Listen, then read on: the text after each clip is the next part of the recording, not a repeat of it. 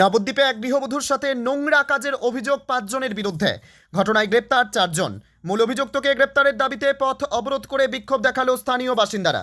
ঘটনাটি নদিয়ার নবদ্বীপের ১৬ নম্বর ওয়ার্ডের রেল ঘুমটির ঘটনা। অভিযোগ, গত ২ তারিখ রাত ১২টা নাগাদ নবদ্বীপ ১৬ নম্বর ওয়ার্ডের এক গৃহবধূ বাড়িতে তার নিজের ১.৫ বছরের বাচ্চাকে নিয়ে ঘুমিয়েছিলেন। সেই সময় হঠাৎ ওই পাড়ারই কয়েকজন যুবক ঘরে ঢুকে সেই মহিলার শ্লীলতাহানি ও নোংরা কাজ করে বলে অভিযোগ। আর নোংরামোর কথা ৫ জনের ছবি দিয়ে সোশ্যাল মিডিয়ায় ছড়িয়ে দিয়েছে ওই মহিলা। জানা যায়, নবদ্বীপ ঘুমটি এলাকায় পাড়ার মধ্যেই দিনে রাতে চলে জুয়া খেলা ও মদের আসর। সেখানে প্রতিনিয়ত বিভিন্ন অসামাজিক কাজকর্ম করে ওই অভিযুক্তরা।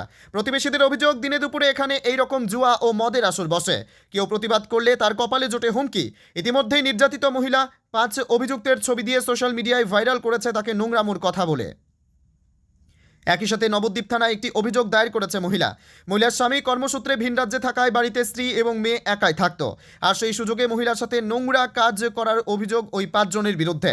এলাকার পরিবেশ নষ্ট হচ্ছে ওই সমাজ বিরোধীদের দৌরাত্মে। মহিলা মুখ্যমন্ত্রী হওয়ার পরেও কিভাবে রাজ্যের বিভিন্ন জায়গায় এইভাবে মহিলাদের অত্যাচারিত হতে হচ্ছে, এর বিচার চেয়েই বিক্ষোভে স্থানীয় বাসিন্দারা।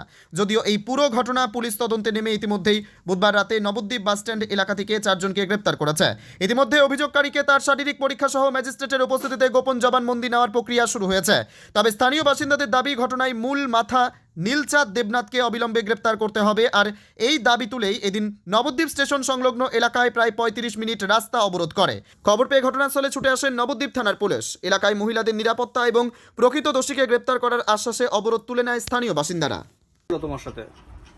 আমার সাথে ২ তারিখ রাত ১টা নাগাদ আমার বাড়িতে ৫ জন ছেলে আসে। তারা আমার পাড়ারই ছেলে, তাদেরকে দাদা দাদা বলে ডাকি, তাদেরকে আমি চিনি। তারা এসে আমাকে বলছে দরজাটা খোলো। তো আমি জানি পাড়ার ছেলে বলে হয়তো কোনো দরকার বা কিছু, দরজাটা খুলেছি। দরজা খোলার সঙ্গে সঙ্গে তাদের মধ্যে ২ জন আমাকে প্রথমে আমার হাত চেপে ধরে অ্যাটাক করে আমাকে। তারপর ঘরে আমার বাচ্চা এখানে শুয়েছিল, শোয়ার সময় তখন ওকে ওর মুখের মধ্যে রুমাল গুঁজে দেয়। রুমাল গুঁজে আমাকে ডাইরেক্ট বলছে বাচ্চাটাকে রেলে ফেলে দেবো, আমরা যেটা করবো সেটা আমাদের সঙ্গে করতে দিতে হবে।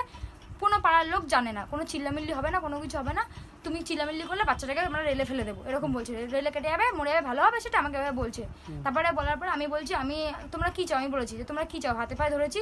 তো ওরা আমাকে কিছু আমার কথা বলছে, শুনছে না। আমি বলছি আমার হাজব্যান্ডকে ফোন করে জানাবো। আমি ফোনটা নিয়েছি হাতে, ফোনটা আমার থেকে কেড়ে নিয়েছে। কেড়ে নিয়ে আমার মুখ ফুক বেঁধে আমার কাছে এখানে উন্না ফুন্না পড়েছিল, ওইসব দিয়ে মুখ ফুক বেঁধে আমার সাথে ওরকম ৫ জন মিলে ওরকম করেছে, খারাপ কাজ, রেপ করেছে স্যার আমাকে।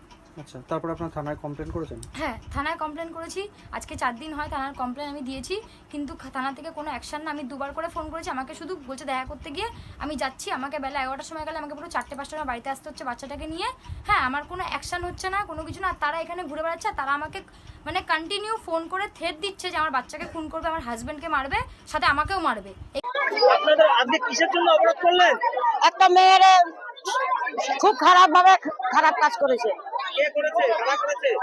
করেছে নীলচাঁদ দেবনাথ, তারপরে আব্দুল শেখ, গোলাম শেখ, মন্টু শেখ আর রাজ শেখ, ৫ জনে মিলে করেছে। মেয়েটা হসপিটাল ভর্তি আছে। আপনারা কি চাইছেন? বিচার চাচ্ছি আমরা। এরা আমাদেরও নাতি আছে, মেয়ে আছে, এরা অত্যাচার এদের উপরও করে।